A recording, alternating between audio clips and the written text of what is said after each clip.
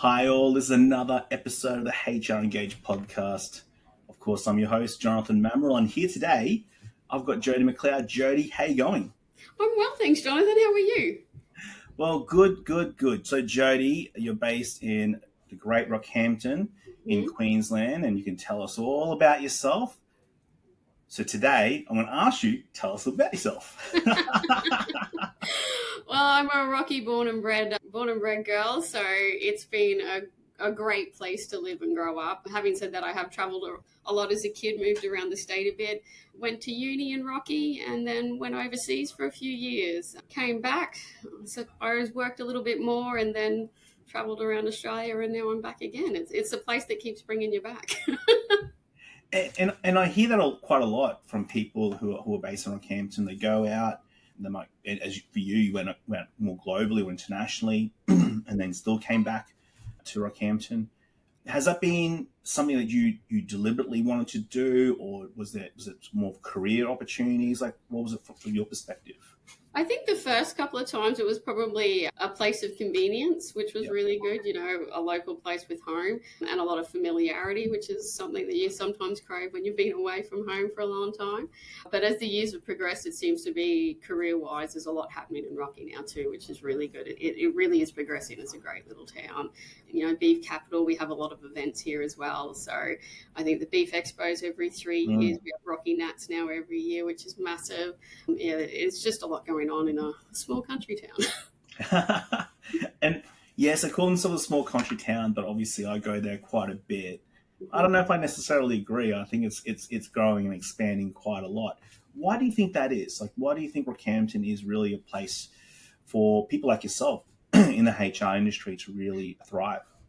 It's a good central location. Well, I think anyway. You're a short skip and a jump from Brizzy. You're not too far from Cairns. So, you've got holiday destinations nearby as well. But there's a lot happening within the local economy. We filter out through to the mines. There's lots of, our councils are quite active no matter which area you're in. And there's a lot of, I suppose, local events happening for professionals now as well. So there's a lot of encouragement to step up and do things, which is really good. Now, moving into the human resources side of things, can you give us a little bit of a rundown of your journey into human resources, Jodi? Yeah. So actually I started out doing accounting at uni, following in my dad's footsteps. And I think within the first 12 months, one of my friends gave me a book that completely changed the trajectory. So it was called Business as Unusual by Anita Roddick. And I just thought she was amazing. She's the founder of The Body Shop, or was the founder of The Body Shop. And it just blew me away how she sort of integrated ethics with business. And so I changed my degree from accounting. I decided to just open it up because at that stage then I didn't know what I wanted to do. So I did a double degree. So business was HRM and my arts degree was Japanese and tourism. And so I went through uni after uni. I created a website. I want to work at thebodyshop.com. I don't believe Anita saw it, but a gentleman by the name of Peter saw it from Ireland, and he reached out, or he got some people to reach out to me. So I ended up starting to talk to them and went over to Ireland for nothing more than an interview for a job. Wow. When I got there, why not? They were very apologetic. The interview went for a long time, and all of a sudden I kind of said, look, is there a job or is there not a job? And they said, look, we're really sorry, but he didn't have much to do with, I suppose, the back end of the business, and they only had 12 staff in the back of house. And I went, that's okay. I said, it was a great opportunity to come over and meet with you. And I had backup plans in place, so I was quite fine. I wasn't overly concerned, and it was just a great opportunity to sort of get your foot overseas, really. So when I was in Ireland, I ran a restaurant, and I worked as a boarding mistress. So food and accommodation was sorted. So no matter what, I was going to be fine. And then I just looked for some jobs and stuff. Came back home, did another 12 months in Rocky, missed overseas terribly. So went back. I think I had maybe 3 months in London. I ran a restaurant there, and then travelled north. So I went up to Scotland. I worked for Sky TV over there, which was just amazing. Like, it was phenomenal. And then when I came home this time, I ended up moving straight to Brisbane because HR wasn't really big that time in Rockhampton. Like, there was only a few larger companies that were doing HR, and that probably would have been Queensland Health and maybe Ergon.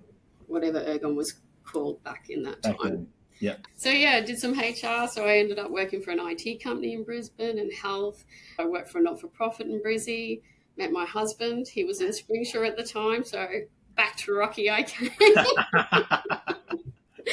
And then, yeah, just worked for state government, resource sector. And then after a while, we decided, yep, we're both ready to travel. So we packed it in. Thought we'd take 12 months around Australia. 3.5 years later, we got from Rocky, we did the top and we got as far as Perth. Wow. Yeah, COVID hit and we're back to Rocky. That familiarity just keeps them coming back, right? It does, yeah. And especially during COVID time, because, we're getting calls from mates in WA and they're like, oh, they're looking at closing borders. And we'd already been to some parks where they were locking down amenities. Ooh. And it's just like, this is real intense. So we just legged it home. And I think the first border crossing we had like 6 hours to go. And we crossed it about, 1, 2 o'clock in the morning. So, we pulled up in the middle of nowhere and just free camp for the night. And then every stop along the way, I think the closest was crossing into New South Wales. We had 4 hours and we just had to redo the bearings on one of the wheels. And so we're both on the side of the road going, we can do this. By the skin of our teeth we got home. But thankfully Queensland's so big. When we got into Queensland, we then were able to really slow it down and catch up on sleep. Yeah. Mm-hmm. That's amazing. And you said you had some HR roles along the way. Why did you end up sticking with human resources? I think with HR, there's never a dull moment. It's always appealing. It's always exciting. And no matter what sort of sector you're in, it's always quite different as well. I'm not very good with repeat sort of jobs, and even in fairness, I've told some of the staff here, if you come to me with the same issue for 3 different staff, I'd probably give you 3 different answers because you don't know their backgrounds, you don't know their involvement, you don't, there is so much nuance there. So HR, I've just always seemed to have fallen into it. Even the trip around Australia, I thought I'd be fruit picking. I honestly didn't think I'd find many jobs in remote Australia, but like even in Kununurra, I managed to pick up a HR advisor role. It was really quite eye-opening, the amount of opportunity that's out there for HR. And you can slot into different businesses as well and do something, if a business needs some compliance, well, actually I can utilise this skill set that I've gained from here. So you can kind of slot in HR pretty much in any role, which is really quite good. And do you find that from a HR perspective, do you find that can be, I suppose, can be helpful, but also can it also be a hindrance? Like, and what I mean by that is being able to slot in anywhere in any industry. Does that give you the opportunities that you like? It obviously gives you natural opportunities, but is there opportunity then to also make the change you want, or give the growth that you want, or is there also is a bit of a hindrance there too? Yeah, sometimes it can be, I suppose, a hindrance. It depends on how you're able to flip things as well. If you could always flip them to something that's going to be beneficial, I'd try and be doing that. I know even when I worked in the resource sector, one of the ladies I worked with, which I thought was amazing, one day there was a project on and I didn't realise up until this moment, but she said, this is the time frame, this is what we need to do, and I can't explain why until after we finished. Okay. Oh, okay, that's very strange. And so we sat down afterwards and she did a debrief and I'm like, oh, okay. And she goes, and I'm really sorry I couldn't give you your why. And I'm like, why did you ask that? And you ask all the time. I'm like, oh, okay, fair enough. But I think that's probably because I've worked across so many different businesses and disciplines, etc., that I will be asking why, because I need to get an understanding for that particular position in that particular situation. Whereas, how you approach something in the resource sector is very different to how you approach it in media or hospitality. And I went from, I think, working in media to then working for an IT company, very different, incredibly different staffing. You've got a bunch of extroverts where there's TVs all around and, noise constantly playing. And it could be 20 different stations going at the one time, to an IT company where you go in and, you talk to people in the staff room and they don't talk to you, but they'll go back and there'll be an email there saying, hey, it was great catching up. It was lovely talking to you. And you're like, oh, I felt like I talked to myself, but that's yeah. but But yeah, everyone's different. And I think that's the thing that you end up flipping is while sometimes you might come in with one particular mindset, you need to be open. It might not be applicable, but there's something you can pull out of there to actually apply it. And that mindset, I just want to ask you a question about that. So having experience across so many different industries, different sizes of businesses, different parts of Australia, do you think that has helped you in, coming in with a non-closed or certain way that you approach HR?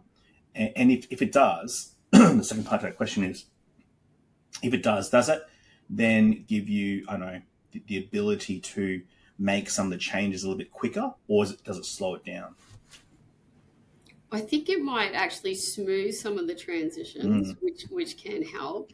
But sometimes I find, like, if I'm looking at a project, I need to spend some time at the beginning to sort of go from thinking out here to thinking, what is the part that I need to think about and really narrow it down. Because otherwise, like, I could just go for days thinking, that's going to impact this, which can impact this. And, that might actually have an impact on this team, which could then impact here. So sometimes I've really got to narrow it down to say, okay, what is the biggest issue at the moment? What is the focus, the primary focus going to be? And what could the potential ramifications be? Don't sort of get pulled into the too wide a thought process and really narrow it down.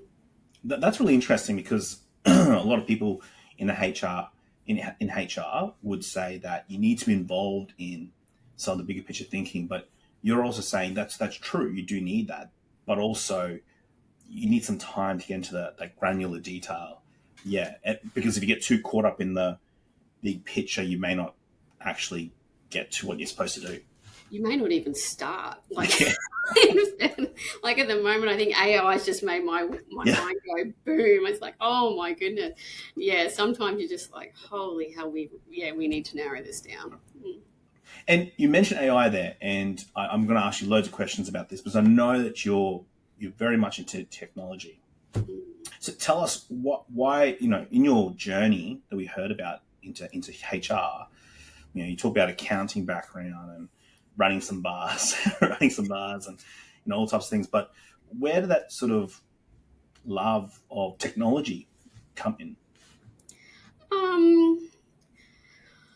I honestly couldn't tell you. It's always been there. I think the data analysis of HR has always been quite intriguing. I've kind of, I suppose, had an affinity with numbers since I was younger. It just made sense. It was very black and white. And maybe that's where the comfort is, because HR is so completely grey and colourful and beautiful. Having the black and white sometimes is what you need just to stabilise and give you the moments to breathe. So maybe that's where the data came from. And from the data then is also, I suppose, the AI. Even when I was working in the resource sector, I was blessed to be part of this amazing team. There was no end of encouragement to sort of dip your toe into any sort of project that you wanted to do. When I started there, there was a lot of staff within the HR team saying that our intranet was not good enough. We needed to do this, this and this, but no one had the time. And I was new to the sector. I was new to the team, and I thought, I've got the time. So I jumped in. It was amazing. I ended up being linked through the Women in Resources program that I was a part of, and I got linked with the IT director. So he was excited someone was interested in IT. So, you chew the fat with him, which was really good. And then his team weren't able to develop it because they had their own programs that they were working on, or projects, sorry. So then he ended up saying, well, maybe we could assist in giving you some training or upskilling. So I just went, sure. Ended up rebuilding the site, and it was really, really good. But it was exciting too, in the sense that, when you accomplish something that was completely new, it's like, oh, great, I can tick this off, and hey, check this out. I've just, managed to do this. How did you do that? I don't know, but I can replicate it. It makes no sense at the moment, but if you do this, this, and this, it links and it works. So, yeah, it was really quite exciting. And I suppose from then too, after that, when we went traveling Australia, one of the big things that I missed about the UK is I tend to not remember things the way most people do, with situations and people and how they dressed, etc. I remember the feelings I have when I am somewhere. So a lot of the stuff I forgot about from overseas of what was happened unless I had a photo of it. So this time I said to my husband, look, we should do a blog, and then that way we can stay in contact with family, especially family that aren't online.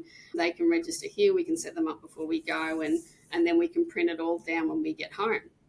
And the blog was fantastic. And, I've got this nice little book at home now of our trip around Australia. And it's got photos. I've linked our Instagram. It's got all of our trip and all of our stories. And it's just a nice, keepsake at the end of the day.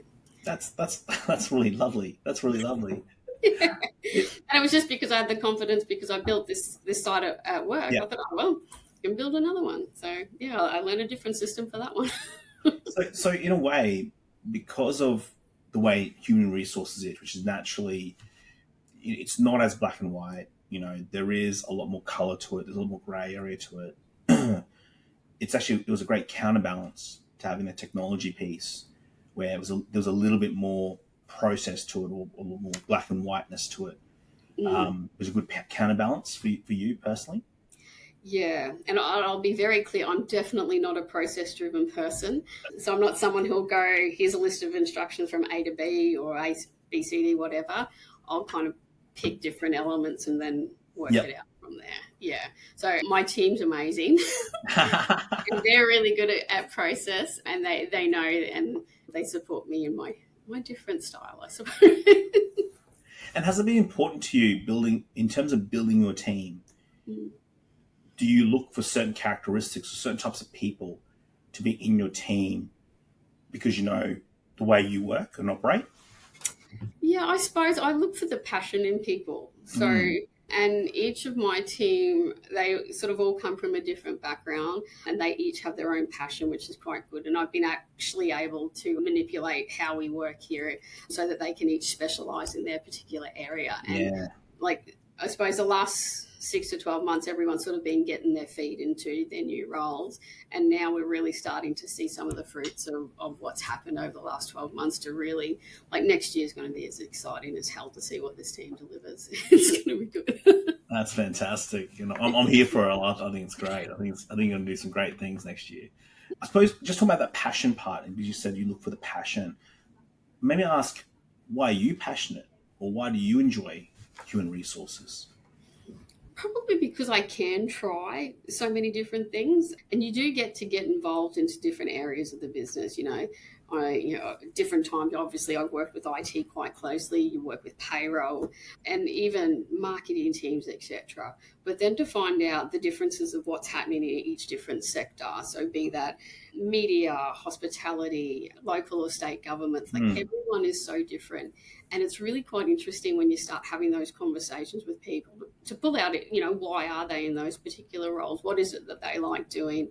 I suppose it's the conversation side of HR that I probably really enjoy, finding out, not so much what value they bring to the business, but what they get out of their job. And also, I suppose the flip side is what value they bring to the business. But yeah, there's been some real interesting people. I remember talking to a gentleman when I was working in Perth, and he was telling me you could tell what mood he was in by the colour of his tie. Blue ties was fairly peaceful, etc. Red ties, he was going to have a difficult conversation with someone and he knew he was going to win. He had a whole science behind the colour of his tie. And wow. I just found people like that quite interesting to talk to. So it's those conversations. You find that quite interesting and intriguing. Yeah. Even there was another gentleman I was talking to once and never knew the name of his kids, never knew their gender. I just knew he referred to them as child 1 and child 2. And the love he had for these kids was next level, but no idea of ages, gender, anything. Wow. Child 1 and child 2. Everything he did, though, was for his kids. It was just beautiful. Yeah. It's interesting people, right? People are very interesting. And you're in an industry where it's pretty much at the forefront. People management is at the forefront. I suppose there's different schools of thoughts about human resources role now in the workplace, especially considering there's so many changes in the workplace in many different ways. Yeah. Where do you see human resources role now going forward or going to the future? It's a hard spot now. Like I've tried to stick generalist as much as I can in my career. And now, and I think even going forward, it seems to be a lot more societal problems are coming into the workplace now, Yeah. which I feel used to be the responsibility of the government that for whatever reason they're now pushing into the workplace. So, I suppose a lot of, well, the biggest change recently would be DV. That's now, it's fully embedded into the workplace. And when it first came out, I did have concerns because, especially working in a female-dominated workforce, or even HR is usually female-dominated, to have like DV made into a workplace issue, which I can understand the support, etc. from it, but having those difficult conversations with women when they're going through those particular circumstances is quite intense. It is very taxing. A lot of HR professionals are not psychologists. So it's making sure that you've got the safety around the staff to have those conversations, because then on the flip side, you've also got vicarious trauma. So it's making sure that both sets of staff are protected to make sure that there is no sort of additional injury, because potentially the people that they're talking to have also been through these sorts of situations before, and if not, they could also be harmed depending on how they manage those conversations as well. That's interesting. So I suppose you've said that one of the challenges that you're facing in your role is changes like domestic violence changes and societal problems, societal issues, which were probably already in the workplace, but formally being recognised in the workplace is a challenge. Do you think that's the biggest challenge you're facing now in human resources, or do you think there are other challenges as well? Not to minimise it, but I think there are a lot of other challenges as well, especially with all the IR changes that have been, I suppose, since COVID. It's making sure HR remains competent, because I'm a firm believer if you don't have a competent HR team, you can't plan strategy. So you need that solid base before you can do any of the value-added sort of stuff. Otherwise, you're stuck in the grind and you're not making any progress. I think that's a really interesting point you made there, that you need that competency with the HR team. How are you tackling that? How do you get your team to that IR competency? It's also, I suppose, for me with my team, it's focusing on which sort of competency they each need. So we do generic. So we do lots of catch-ups within the team. Yep. So we do a team catch-up. I also do a lot of one-on-one. So it just depends on where I'm targeting different things. I also do, if I'm involved in any training, quite often I'll say, look, this is what I'm doing. If you're keen, you're more than welcome to step in, and also encourage their own learning pathway. So if they find something that they want to either attend or get training in, I try to support it as much as I can. So I am a big advocate for them finding their own training and trying to make sure that they get to it. And even just making sure that they're aware too that whatever I'm offering them, it's not mandatory as well. And I will constantly, because I remember I sent an email to them, everyone's got their different backgrounds, but, sure. I'll let you know if there's any training. I'll let you know if there's overnights required. And, if you can't attend, that's okay. If you don't want it in on the emails, let me know, but I'll keep sending it. I won't stop just because you say no once. So it's up to them too to let me know if it's too much, because, they got families and stuff. I'm not going to make them go to training, but I don't want them to miss out as well. Oh, that's really good. I suppose you're turning challenges into opportunities for learning and development and growth. And considering there are going to be way more challenges in the next couple of years, it's actually a good thing. Well, I think to it makes it so that the challenge isn't really a negative thing, Yeah. It's just another day. Yeah. Do we go left? Do we go right? Let's make a choice. If I could just change tack a little bit and just maybe ask a early career Jodi, if you go back in time a little bit and ask the early career you, what advice would you have for the early career Jodi? Career Jodi. Well, I know what happened in Back to the Future, so I'm never really that keen on seem to be changing advice. I'm kind of happy where I am at the moment. But I suppose early career, Jodi, it depends. Even if it's, I suppose, early career HR person, again, completely non-decisive. No, it just depends on the person, the situation, what they're looking for, what they want to do, what they want to be. Oh, sorry about that. So, yeah, just with the early career piece, it's where they want to focus. Do they want to focus? You know, if you want, stay generalist as much as you like. I'd probably plug a double degree.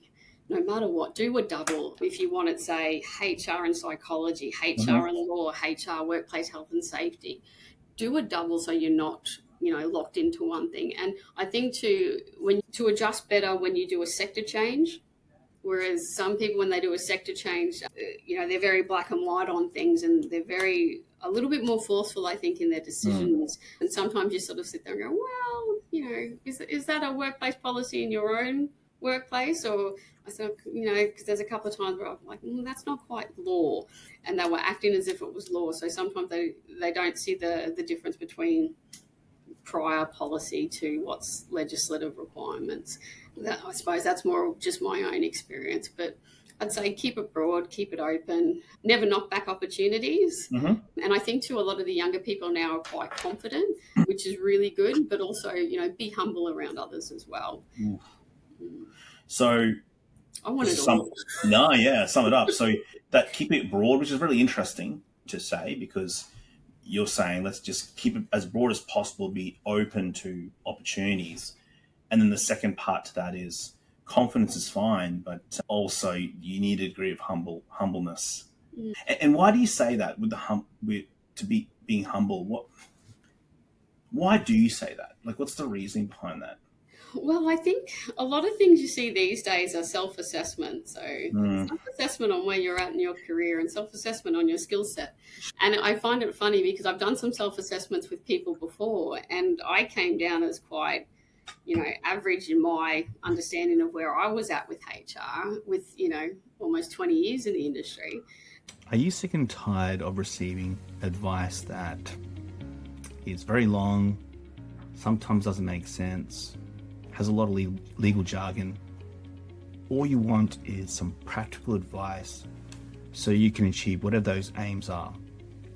Maybe you want lawyers that are more preventative than reactionary. Well, maybe South Geldart is the solution. We've been helping HR professionals for a very long time now, and this firm itself is built off over 60 years of history. That's a lot of history. That's a lot of values. So we pride ourselves on being fast, on staying in communication with you, and of course, being really practical with our advice. So the next time a matter comes around, why don't you give South Geldart a try? Check out southgeldart.com.au. I'm Jonathan. I'm the director here for the employment law team, and we'll make sure we take care of you. Now, of course, if you say that you're a listener to the HR Engage podcast, we'll make sure that there might be a little bit of a discount there for you as well. And someone who had been 6 months in the industry was actually tracking higher than me. And when I asked them about it, they're like, oh, you know, I listen to your conversations and I understand what you say here and here. So, you know, I'm set. I'm like, yeah, that's situational. Yeah. You know? So I love your enthusiasm, love your confidence, but I think there's a little bit more to learn. And yeah, don't treat what one person says as gospel. Look into it. Do you think that's, and I mean, there's a lot of people that are probably in the early careers, and we know from statistics that are listening to the HR Engage podcast. There's a lot of early career HR professionals listening to this. And I think that's a really good point to make about, you say being humble, but you also don't want to temper the confidence and the positivity and all the enthusiasm that they bring to the table. Yeah. How does a early career HR professional temper that? Because we can totally understand you're really enthusiastic for the role. There's a lot more things at your fingertips to access that can give you information relatively quickly. So how do you temper that to go, wait on, there's some certain situations, some certain nuances. How do you temper that with a early career professional? Like, what's the secret there? See, and this is where I'm starting to think go broad, not narrow, which is probably why I think the double degrees are good, because you get insight into different disciplines. And sometimes I think, especially when you're starting out, understanding or learning when you need to speak up or need to interject, as opposed to when's a good time to listen. And unfortunately, it just comes with time and practice. There's no set hard and fast rule for that. But it's also trying to understand where the other person is coming from. And maybe that's where the conversation goes, rather than saying, I think we should be doing this one. Just break down, okay, so you're saying we do this because of A, B, C, D, but what about this? And then that's a way to sort of get your idea across without sort of being too confrontational or potentially sort of, bullet-a-gate type approach that some people can have. Yeah, so in some respects you're saying it's going to take time to balance that out. Yeah. But maybe be more aware of it. Is that what you're saying? Yeah, I think so. Yeah, just I suppose, look into the art of conversation a bit more, of having the conversation ongoing rather than just trying to engage someone rather than just get your point across. Ooh, okay. Try and engage with someone as opposed to getting your point across. Okay, that's a really, I think that's a good one. That was a great one. Just, we know on the flip side, there's also a lot of, I would say, experienced HR professionals listening to this. Some who head the team, some who are part of the team, some who have a seat at the table. There's all sorts. What are the two big pieces of advice would you have for any person in HR or is currently in HR? Oof. Two big bits of advice. Well, there's so much out there. It's also, here we go. It is dependent on what people are looking at or what their main driving functions are at the moment. Yeah. For me personally, it's definitely going to be AI and probably data analytics is where I'm heading towards. I think that's quite important, but that's more, I suppose, situational for me at the moment. Having said that, I think AI is going to flip HR on its head if it hasn't already. Sometimes I feel quite overwhelmed when I think about AI because there's just so much. And by the time you read up on it, it's probably already yesterday's news. Yeah. It's moving quick. It's quick. Yeah. It's got so many impacts on everything that we do too. So, it's going to be interesting. So is your advice that it is coming? Oh, it's here. It's here. But it's going to even flip it on its head so much. Are you saying to try and keep in front of it, or are you trying to say, like, what's your thoughts on that for a HR professional right now? Well, I think at the moment that a lot of people, well, in Australia, it seems to be not as prevalent as, say, in America. Like a lot of the data seems to be coming from America.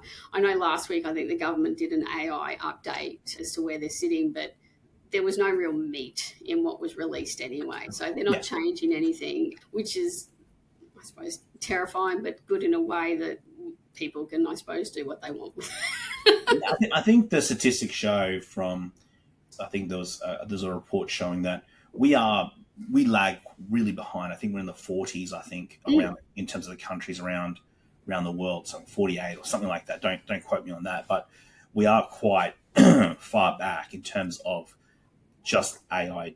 I think it's just technology adoption in general, not just AI, but I think specifically there is that lack of. But you're saying also that data analytics is going to be a big piece of that jigsaw for HR.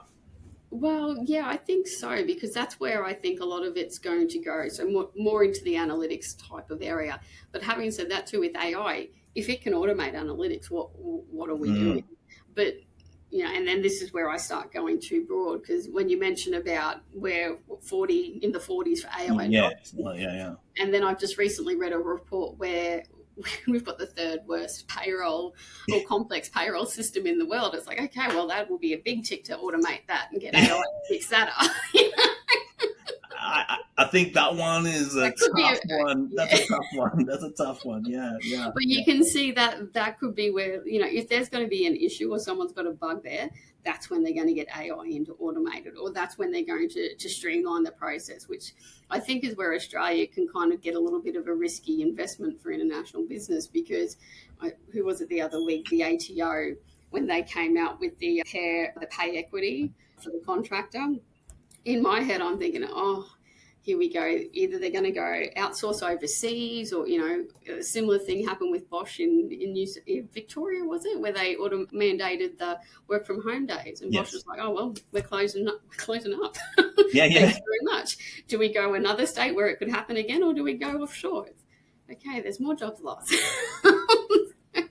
I think how do we navigate that? Yeah, these are conversations that I think everyone in business is having this conversation, but specifically to HR, a lot of these conversations definitely hit HR quite hard. Like, there are many organizations that have maybe gone a bit too hard yet on offshoring, outsourcing, AI replacing jobs, and they pay the price. I think, there's some big names. We've seen in the news. Yeah, we've seen the news. They paid the price and trying to claim that back. And they probably got the idea wasn't necessarily the wrong one. It was just they went too hard, too fast, right? But there are definitely organizations watching how that is flowing to see how that will work. But there's also the flip side as well. We have laws in certain states, like Victoria, where they are putting in laws that make it more difficult, generally, to run businesses, and that has ramifications. And you're right; it's going to come. It is coming to a point where looking at the pain points and going, well, we're not going to engage in that anymore, and it becomes feasible then to look at other different, basing yourself in different states, different countries, different types of workforces. Packer said that in the 80s or the 90s as well. He's like, you're over-legislating. You go, business will go overseas. And we're not at the stage anymore when we can only look at Australia. We now need to look at what's happening overseas, because they are our competitors, whether we like it or not.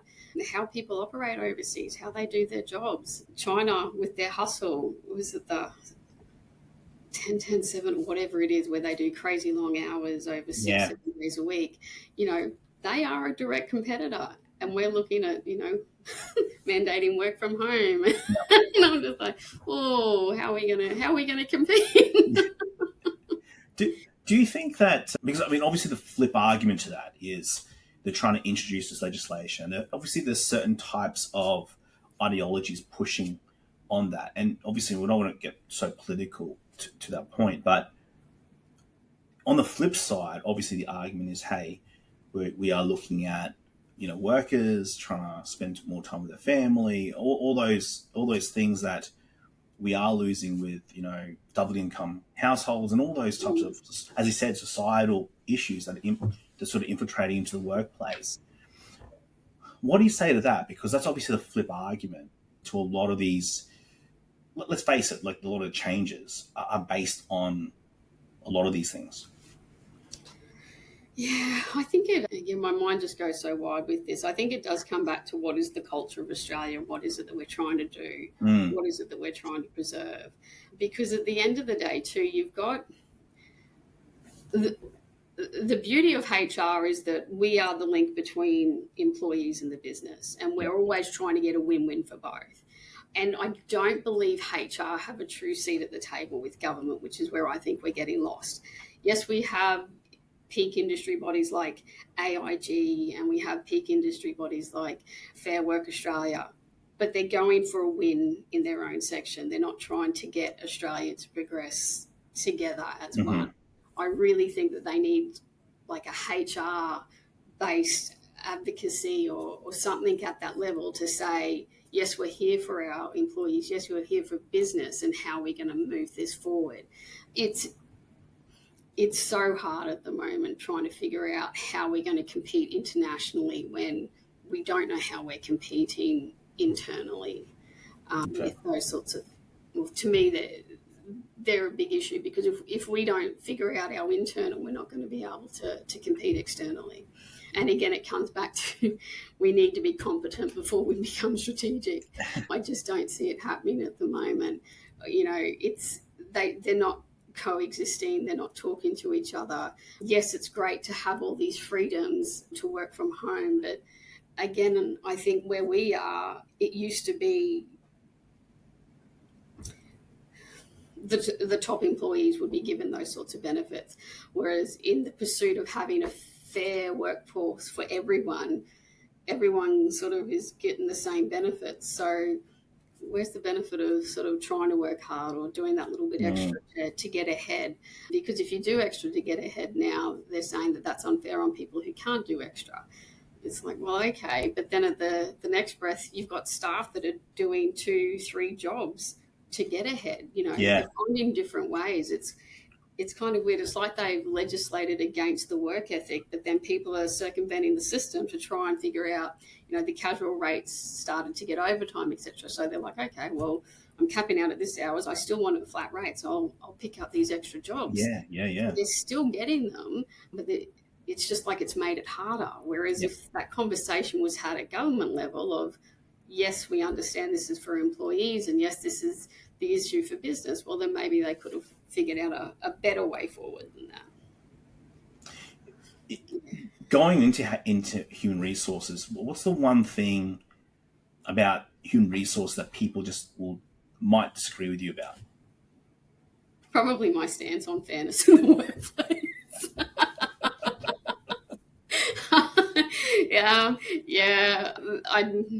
So do you mean that you want to reward? You want to look at a meritocracy as opposed to just general fairness? Is that you're talking about? Yeah, it's hard to sort of reward people anymore because all the tools that we used to be able to reward with are now mandated as legislation. So it's just like, well, what are we? Like, I work in the not-for-profit at the moment. We have very slim margins. How do we make it better for our staff?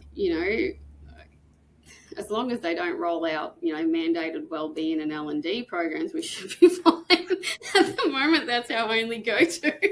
But they just keep making it harder and harder. As soon as they make it legislative, it's no longer a nice option to have. So is employee value proposition a really hard? It's hard to develop. So obviously, if you got loads of resources and it's not a problem. Yeah, and there's a lot of theory around that. But when you've got essentially less resources, you're saying it's really difficult. It can be, yeah.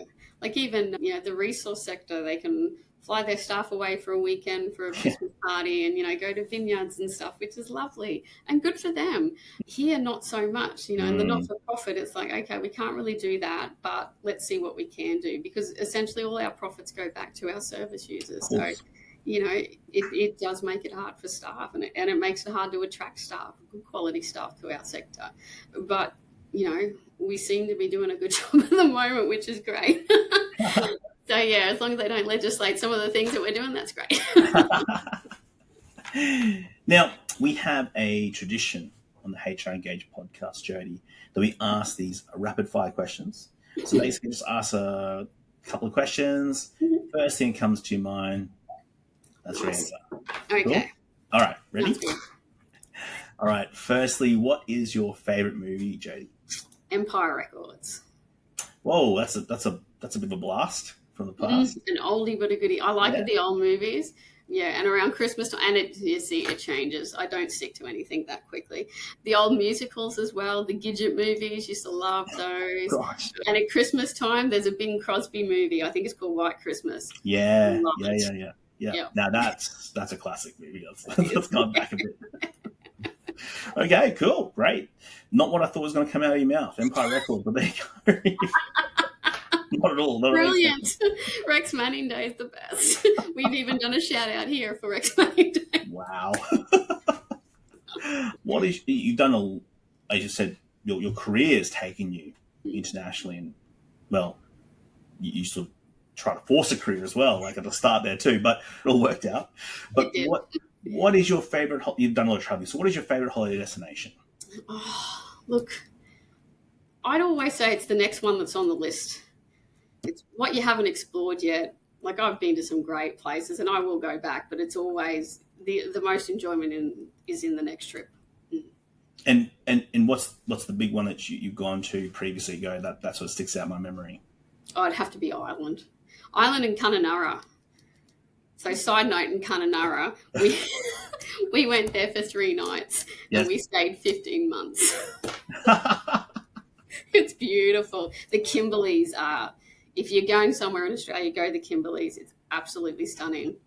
That's lovely. That's absolutely lovely. And apart from family and friends, who has inspired you the most? Well, at uni, obviously, it was Anita Roddick. Now it tends to be anyone who shows a little bit of passion in their sector. So I do get quite inspired by my team because they're so into either the L&D space, recruitment, or, HR in general. Who else? And also when the team that I work with in the resource sector, they were phenomenal. And from that, Meredith Wilson, she does a lot of culture pieces, so I do like following her as well. Yeah. Oh, that's great. That's awesome. And what's the thing that you do outside of work that you're passionate about or keeps you going? Oh, I like crafty sort of stuff. Okay. So I do different things all the time. So I used to bake a lot, but then my husband turned celiac, so not as much fun. Yeah. Yeah, if anyone knows any good gluten-free recipes, hit me up. There is, but... Pavlova. But yeah, I do random stuff. Like I've made soap and stuff. I'll try my hand at anything just to sort of do something slightly creative and disconnect. I like that. Yeah, cool. And tell us something about yourself that people don't know about you. Oh, I kind of like a classic car. You may know that, I drive a 1957 P4 Rover. Just say that again. What car was it again? A 1957 P4 Rover. We also have a 1947 P2. We've recently acquired a P3. And oh, did you? Oh, goodness. We're going to go for the straight set. But yeah, we like the classics. Pre-war cars are quite nice, though. And part of that is learning how to sort of look after and maintain the car as well. Yeah. So I'm doing my husband is training me in how to do the maintenance of a vehicle. So there's been some interesting discussions there. But it's always good to be a learner. It's a humbling experience. If you could, Jodi, recommend a book or a movie or a TV show or a podcast to listeners, what would it be and why? Podcast, aside from HR Engage, of course, yeah. Podcast, I probably don't mind Diary of a CEO because they tackle so many topics. Yep. Book, I've just finished by Game On by Tim Trumpeter. Yeah, and I found that's actually a really good read if you're sort of into the AI journey, just so it sort of gives you some strategies on how to sort of implement, but it's also good because it's from a board perspective as well. So it looks at the risk, etc. They even talk about there's certain boards that have already got AI as a member of the board, which is interesting. It's interesting. Yes. Oh, yeah. There's sometimes, you'd be reading, you're like, what? So yeah, it's a good book and it's an easy read too. It's not too technical, which yeah. So they're probably my big ones at the moment. Okay. Now, today's been a really good conversation. I think you're coming from a different perspective, and which I absolutely love. Obviously, just calling Rockhampton home and just coming back to Rockhampton, but I really love how that you've gone across different industries, different countries, because your view is to go as quite as general as you can, which has helped you approach these HR issues. And there's no doubt that the HR challenges we are going to face in the next 2 to 5 years are no doubt going to require that type of thinking.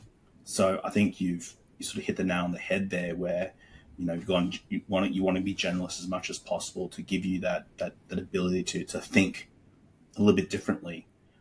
I love that your viewpoint for younger professionals as well, or early professionals, about we don't want to curb your enthusiasm. Your enthusiasm is infectious and it's fantastic, but also at the same time trying to be humble And that's going to come with a bit of experience, but keeping that in mind, I thought that was, a really interesting point. You talk to us about the challenges that are going to be faced in HR. No doubt technology being at the forefront, considering that you just love, you've got a passion for technology, but HR holistically probably needs some type of political seat at the table, government seat at the table, something there where they can drive some of the changes and also give feedback on some of the changes. But you've also got a certain viewpoint on fairness in the workplace, and that you want to have the productivity and the employee value propositions that go with that, and it's just simply more difficult to do. You still you believe in a meritocracy or a merit-based in organizations, which I think would, in your view, would help businesses long term. And look, there was so much more, but like there were just sort of a few points that sort of really stuck out to me about what you said. Now, before we sort of finish this up and wrap this up, is there a quote or a moment of inspiration you'd like to leave us with? Quote. I'm terrible at remembering quotes. I am down all the time and I never can remember them.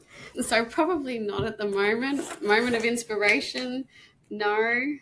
I do actually have a quote book on my desk, which is quite good as I just snuck a look at it. Yeah. Yeah, so I can leave you with this one. It says, I'm sick of 10-second weekends. So you're basically saying that the weekends need to be a bit longer. Is that what you're saying? Like a 3-day weekend.